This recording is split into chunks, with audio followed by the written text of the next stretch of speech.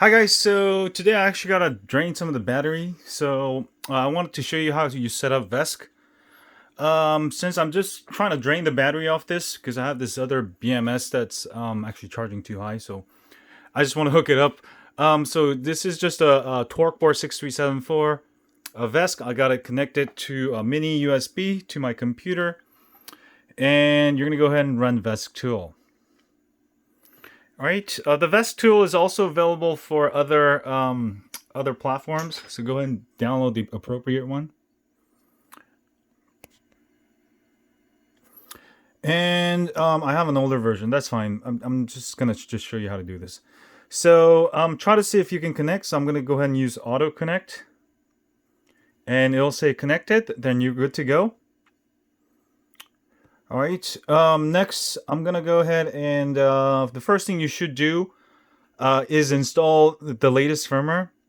So if you go to firmware, it'll just show you which firmware to install and just hit all right, and say yes. Before you do anything, always update the firmware, because if you don't, you might be on the older firmware. Also, when you change motors, change the firmware. When you change the battery, update the firmware. The reason is that sometimes VESC does get a little erratic, and I found that just simply by re-uploading the firmware, it usually fixes everything. I've had one time where I switched out the motors and I didn't re-upload the firmware, and one of the motors actually died. So I thought it was a motor dying, and I took everything apart, and in the end I simply reflashed the firmware and the motor started working. So sometimes it's really not scientific. I don't know how I can explain it scientific, but sometimes stuff like that happens when you use the VESC tool. So the best way is to install the latest firmware. Now, if you're still having trouble, there is a no limits hardware, another firmware for all the versions. You can go ahead and try flashing a different firmware within the same hardware version, and then reflash the regular default.bin. And I've been able to basically revive, like, VESC that I thought died or was erratic, and they would perform fine right after. So I'll be back when this is done. Okay, so when that is done, you should reconnect. So go back to Welcome and Wizards, and go ahead and hit on Auto Connect. All right, and you should see green, and that's all good. Next, you can go ahead and set up motors FOC and try medium gun runner, medium outrunner. Say yes, and go ahead and put the battery in. Mine is a 12S 2P, so it's a 12S. Battery capacity is actually 6 amp hours. Amp hours. And then go ahead and set this. It doesn't have to be super exact, 1636. I don't have any wheels, so I'm just going to run detection. And this will turn the motors. All right, you'll see it going.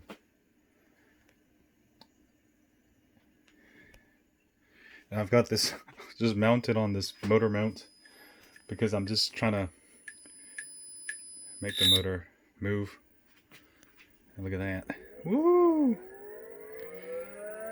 So imagine this being on a skateboard, obviously. Woo! That motor runs really nice. Woo! This is a brand new motor, by the way.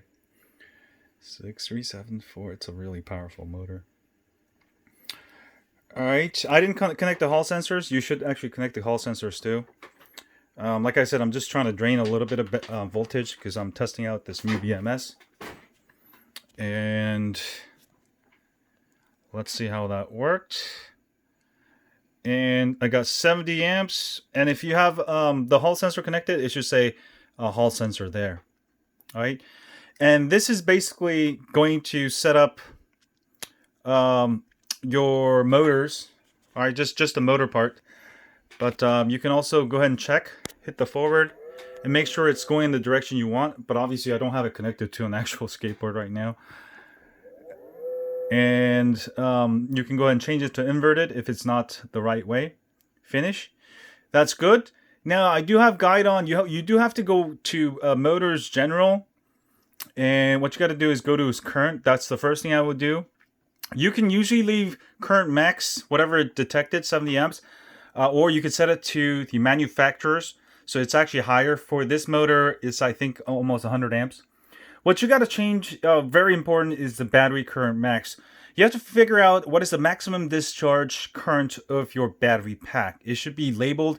If it's not labeled, you'll have to figure that out. If you don't do this right, what happens is that, let's say you set at 99 amps, that's the default, and let's say your BMS is only rated for 50 amps. So what happens is the VESC thinks, oh, I got 99 amps, and then it starts pulling more than 50 amps. And then as soon as it starts more than 50 amps, your BMS kicks in, if you're not doing bypass like me, and it cuts off everything and you fly off your board. All right, so this is the first thing you got to change. For this battery pack, it's 70 amps. I can actually set it to 90 amps. So it's going to be 70 amps. This is a Samsung 30T21700 battery. If you're using something like Samsung 30Q 10S2P, it's going to be only 30 amps. All right. And most commercial battery packs, they do go through a BMS, and it could be different from the actual battery pack specs. That's why you have to be really careful. Set this to a lot lower if you think your number is wrong, and then you can always raise it, all right, and test it out before. For example, if you don't know what it is on your pack, I would just set it to like something like very low, all right. But I'll have another video on how to set that. But this is the most important setting. It's something you have to figure out, and this is something that VESC Tool does not explain on their site. Nobody really explains this that well. But you do have to get, you basically have to find out what is the maximum discharge of that cell that you're using. So 30Q, it's going to be 15 amps, all right? And also you have to figure out if it's the BMS, the maximum discharge of the BMS, because the battery pack could be rated for, let's say this is 30 amps, but maybe the BMS that's on there only rated for 20 amps. Then if it goes over 20 amps, your whole board's going to shut down. So this is the most important setting. I do have I've been writing a tutorial on how to set everything else. So watch that. It's on my site at DrESkateboard. But this is the most important setting. This could kill you, or this could make your board flawless, your DIY board. As far as current max break, you can set this a lot lower. I would set it to like half of current max, because you don't really need that much anyway. But yeah, just be aware. And you do have to set up, obviously, your remote control. I have another video on that. This is just a short video because I had, I was setting this up anyways, and I just wanted to show you how to set up VESC Tool. But the first step is obviously just doing the motor wizard. But I'll put the link in the description. Have a great day.